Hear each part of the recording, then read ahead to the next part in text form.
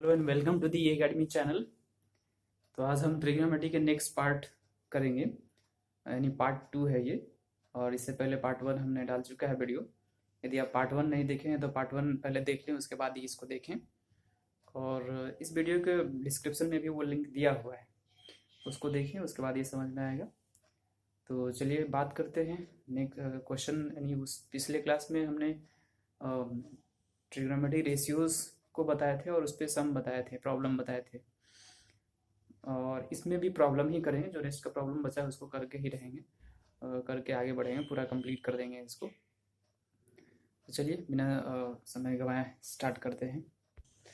तो ये है question number, next question number 3। Next question में if sine A is equal to 3/4 and calculate the value of cos A and tan A. यानी cos ए, sign ए का value दिया हुआ है और हमें क्या इवेल्यूएट करना है, हमें पता करना है कॉस ए और टैन ए का वैल्यू।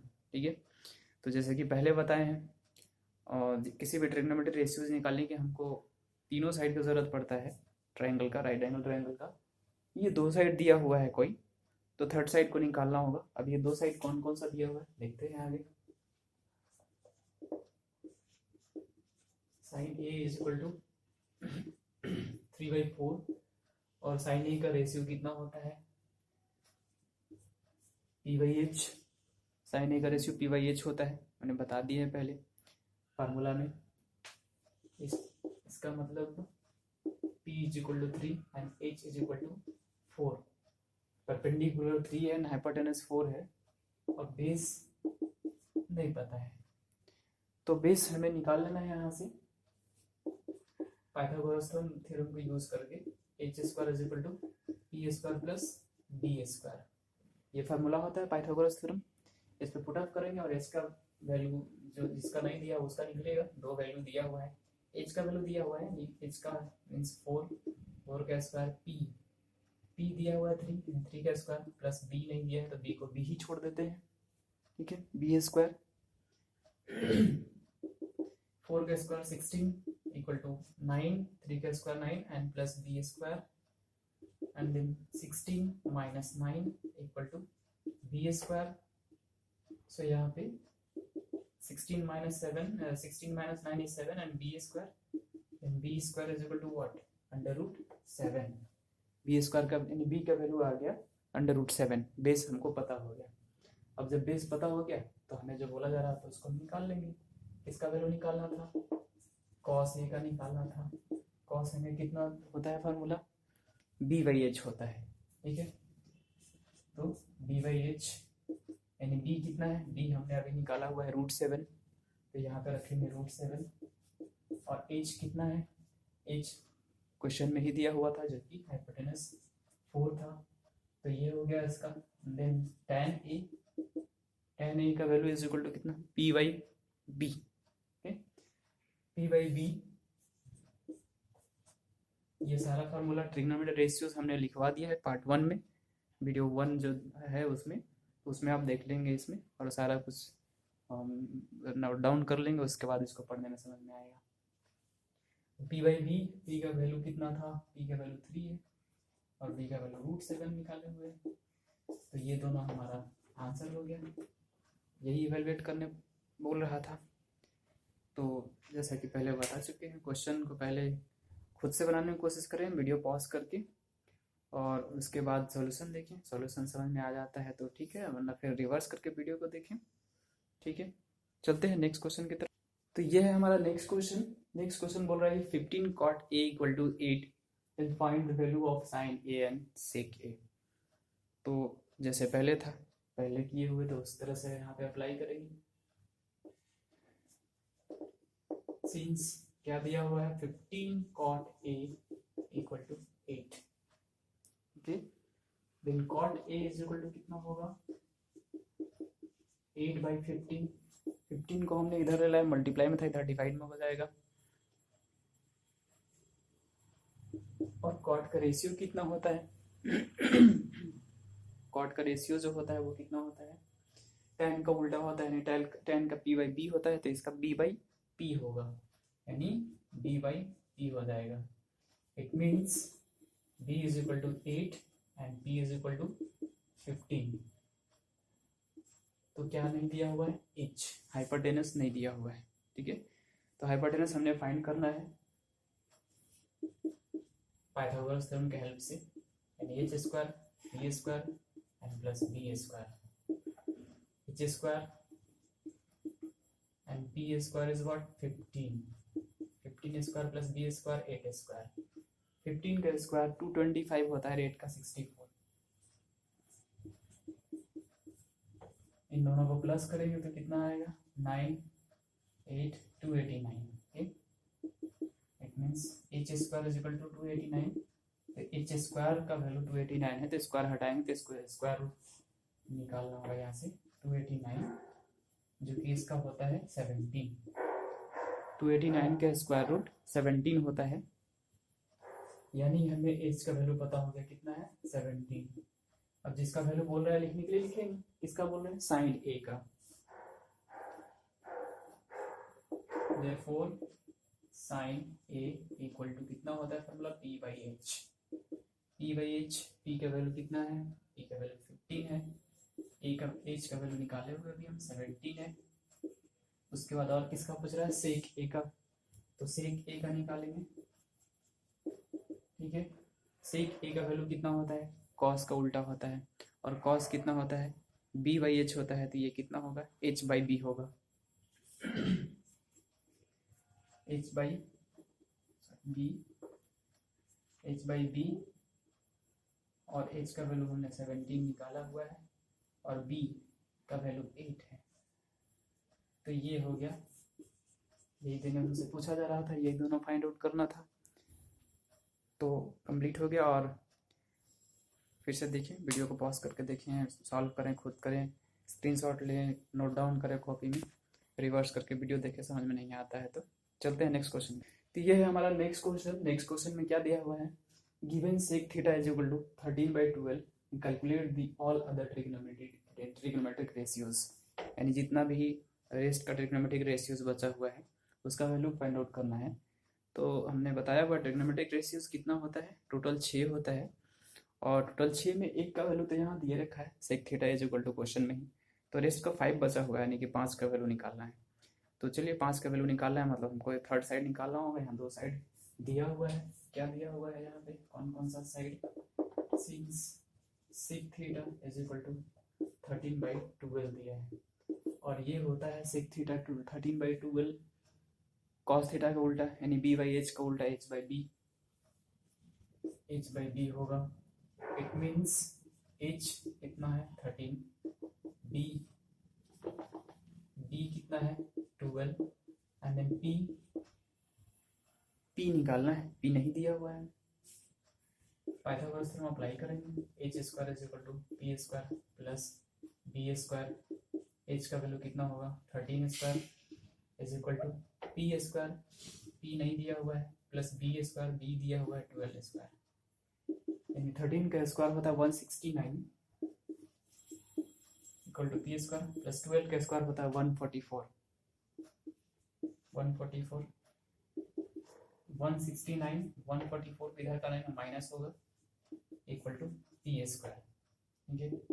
169 से 144 को माइनस करेंगे 5 to 25, यानी p स्क्वायर का वैल्यू कितना होगा 25, देन p का वैल्यू कितना होगा अंडर रूट 25, इट मीन्स 5, 25 का स्क्वायर रूट 5 होता है। अब हमको लिखना है सारे ट्रिग्नोमेट्री रेशियोज का वैल्यू, तो हम शुरू करते हैं साइन से, साइन थीटा लेंगे क्योंकि यहाँ पर क्वेश्चन में थीटा दिया हुआ है, तो sine theta is equal to कितना होता है p बाई एच होता है, ठीक है, p बाई एच होता है, तो p का वैल्यू कितना है, p का वैल्यू हम अभी निकाला हुआ है 5 है, h कितना है 13, उसके बाद cos थीटा निकालेंगे, ये कितना होता है b बाई एच होता है, b कितना दिया हुआ है 12, h कितना है 5, यानी 12/5 हो जाएगा, ठीक है।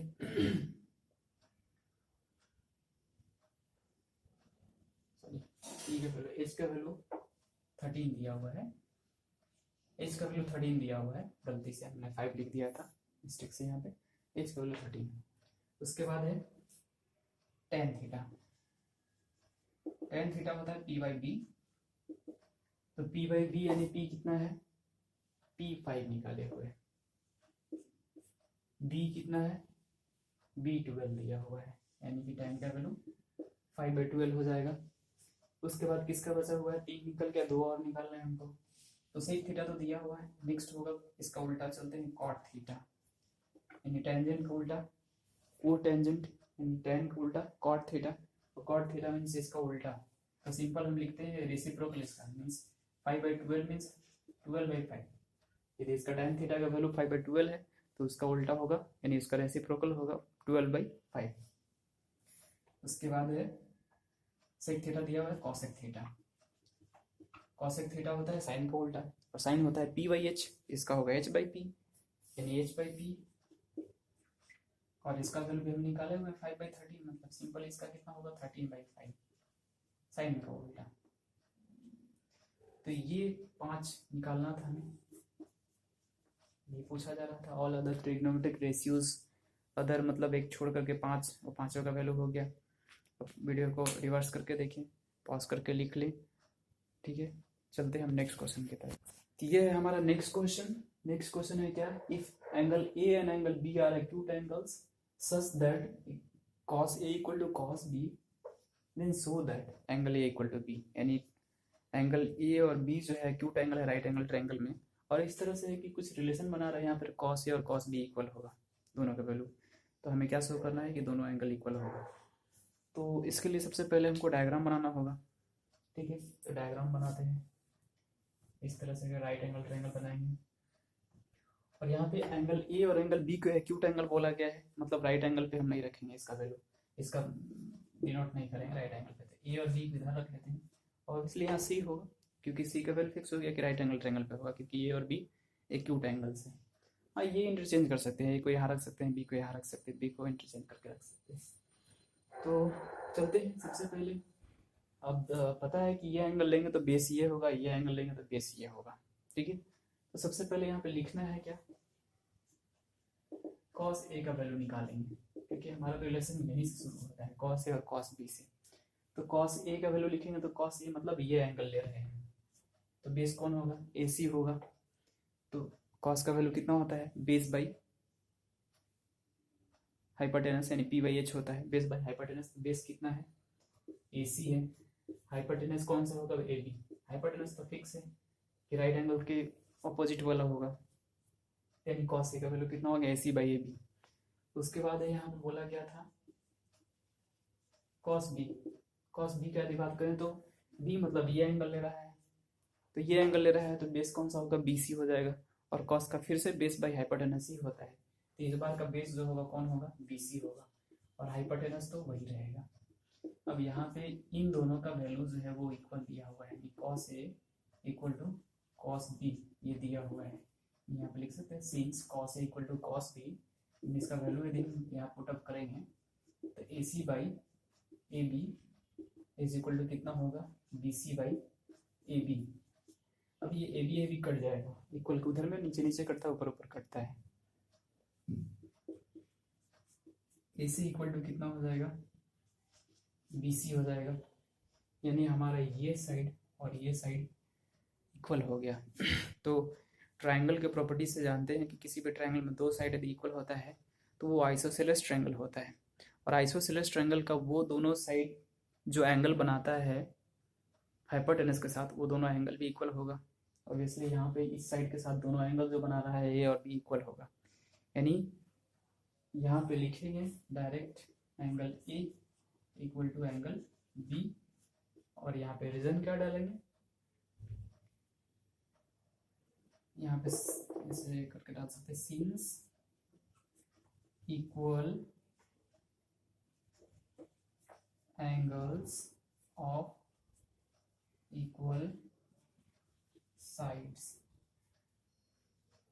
या कॉरस्पॉन्डिंग टू इक्वल साइड डालते हैं, equal angles of corresponding to equal sides, equal angles, इसे बिना रीजन डालते हैं, इससे since angles of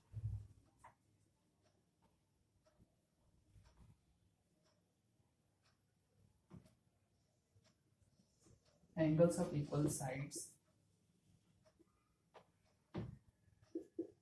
in a isosceles triangle are also equal. Okay. Angles of equal sides in isosceles triangle are also equal. यानी जो side equal है उसके corresponding जो एंगल बनाता है ये दोनों एंगल भी इक्वल होता है. ये आइसोसेलेस ट्रायंगल का प्रॉपर्टी है, तो इसलिए angle A equal to angle B proof हो गया और यही हमको प्रूफ करना था. ठीक है, यही हमको शो करना था. तो फिर से वही वीडियो को पॉज करके देखें, रिवर्स करके देखिए, पॉज करके लिखिए, क्वेश्चन को खुद सॉल्व करने की कोशिश करें और चलते हैं नेक्स्ट क्वेश्चन की तरफ. यानी नेक्स्ट क्वेश्चन हमारा ये है, इसमें क्या बोला गया है, if cot theta is equal to 7/8 and evaluate first में 1 plus sine theta into 1 minus sine theta upon 1 plus cos theta into 1 minus cos theta. And second question है कॉट स्क्वायर थीटा. यहाँ पे दो क्वेश्चन दिया है इसमें, तो चलिए फर्स्ट फटाफट निकालते हैं थर्ड साइड और इसमें पुट अप करते हैं. तो यहाँ पे क्या दिया हुआ है, since cot theta is equal to 7/8 it means cos theta is equal to कितना होता है, b/p, यानी tan का उल्टा b/p. It means b is equal to 7, p is equal to 8 and h हमें नहीं पता है. Pythagoras theorem h square is equal to p square plus b square. p square means 8 का स्क्वायर प्लस 7 स्क्वायर 64 प्लस 49 और ये plus करेंगे तो 113 आएगा. अब यहाँ पे h स्क्वायर का वैल्यू 113 है, तो h का वैल्यू कितना होगा, √113. अब यहाँ पे 113 को मैं स्क्वायर रूट नहीं लिख सकते क्योंकि उसमें बहुत कॉम्प्लिकेटेड हो जाएगा, फिर डेसिमल में आएगा, पॉइंट में आएगा, दिक्कत होगा, इसलिए हमको रूट में ही छोड़ देते हैं. देखते हैं आगे सॉल्व करने में हो सकता है ये कट जाए, तो इसको रूट में ही रहने देते हैं. तो हमारे पास h का वैल्यू पता हो गया कितना है, √113. तो फर्स्ट क्वेश्चन से सॉल्व करेंगे. फर्स्ट क्वेश्चन क्या दिया था, 1 plus sine theta into 1 minus sine theta whole divided by 1 plus cos theta 1 minus cos theta. और ये सारे का वैल्यू रखेंगे 1 plus sine theta means p/h और p/h मीन्स p का वैल्यू 8 है. h कितना लिखे, 113.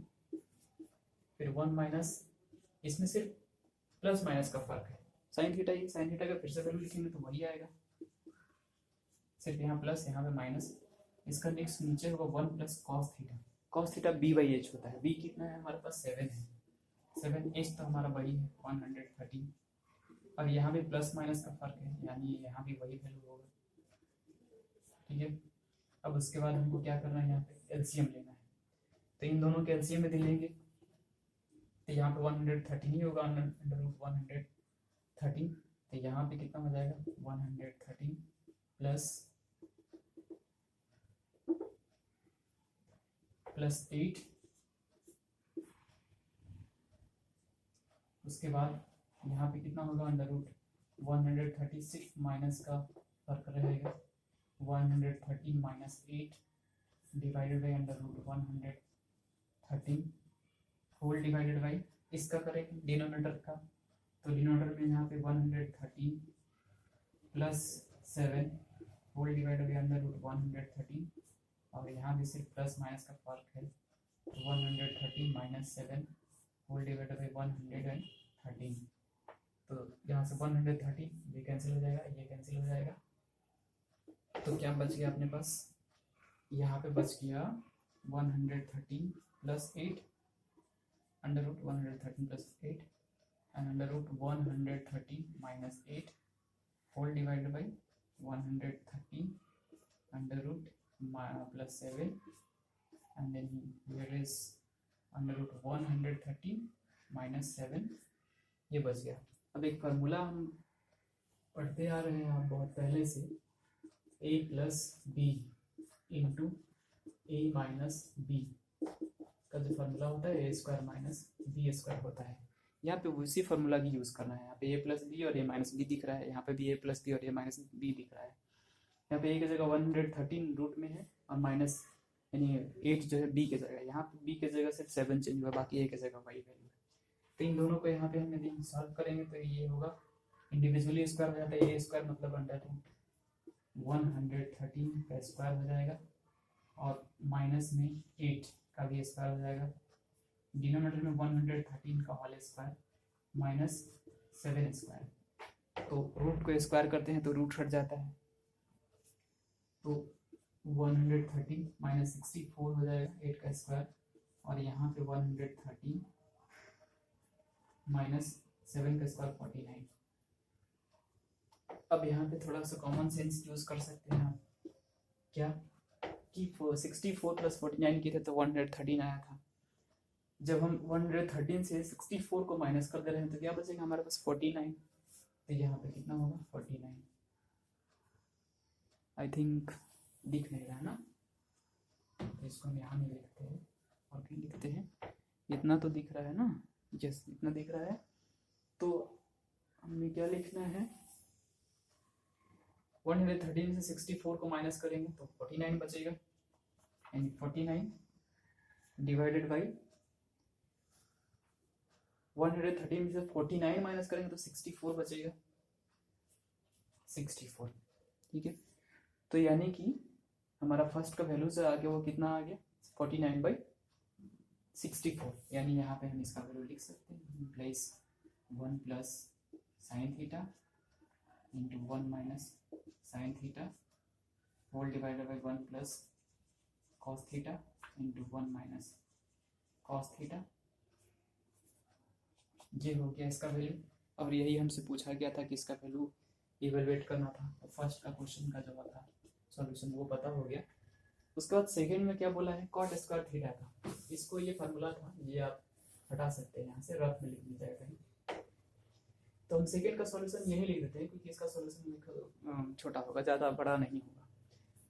तो यहाँ पे कैसे होगा सेकंड का सॉल्यूशन, सिंस कॉट थीटा का पहले हम लिखेंगे, और कॉट थीटा का वैल्यू हमारे पास कितना होता है फार्मूला, ये होता है tan का उल्टा यानी कि b/p, और b कितना है हमारे पास, b हमारे पास 7 है, p हमारे पास 8 है, cot theta is equal to कितना होगा 7/8। लेकिन हमसे पूछा है कॉट स्क्वायर थीटा, तो हम स्क्वायर कर देंगे दोनों side, cot theta is equal to 7/8 का होल स्क्वायर। यहाँ पे आप रिजल्ट में डाल सकते हैं स्क्वायरिंग बोथ साइड, दोनों साइड में स्क्वायर करने से आया। ठीक है, रीजन में बगल में इधर डाल दीजिएगा, तो यहाँ पे कितना हो गया cot square theta is equal to 7 का स्क्वायर कितना होता है 49 और 8 का 64। अब यहाँ देख रहे हैं कि दोनों का आंसर सेम हो गया, इसका भी 49/64, इसका भी 49/64। ऐसा इसलिए हुआ क्योंकि ये और ये दोनों रिजल्ट एक ही है। जब हम आइडेंटिटी पढ़ाएंगे तो उसमें बताएंगे कि इसका कैसे सॉल्व करके तुरंत ये आ जाएगा, 2 स्टेप में ये आ जाएगा। यही वाला इसको लिखा गया, इसी चीज़ को ये लिख दिया गया। ठीक है, सिर्फ 2 स्टेप का फ़र्क है, तो वो आइडेंटिटी पढ़ाएंगे तो बताएंगे। और ये कंप्लीट हो गया, इसका स्क्रीनशॉट ले लेंगे, कॉपी में नोट डाउन कर लें। चलते हैं next question next class next video में करेंगे, क्योंकि इस वीडियो में ज़्यादा लंबा हो जाएगा। तो नेक्स्ट क्वेश्चन को अगली वीडियो तक छोड़ देते हैं, और इस वीडियो को ध्यान से देखें, अच्छा सा देखें और फ़ायदा उठाएं। और वीडियो यदि अच्छा लगता है तो उसको लाइक भी कर दें और सब्सक्राइब करें, यदि सब्सक्राइब नहीं किए हैं तो अभी तक सब्सक्राइब कर लें। नीचे में सब्सक्राइब का लिखा हुआ रेड है, उसको टच कीजिए, बेल आइकन को प्रेस कर दीजिए ताकि आपको नोटिफिकेशन मिलेगा जब भी वीडियो अपलोड होगा तो। और अपने दोस्त लोग को भी शेयर कीजिए और लोग को फ़ायदा हो जाएगा इससे। तो तब तक के लिए थैंक यू।